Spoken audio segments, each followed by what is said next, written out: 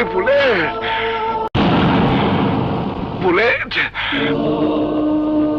ভাই, ভাই তুই আমারে গুলি করে দিলি বুলেট? আরে ভাই তুই কি করলি ভাই? ভাই মাফ করে দিন বড় ভাই, 5 কোটি টাকা সুপারি পাইছি, টাকা দিয়ে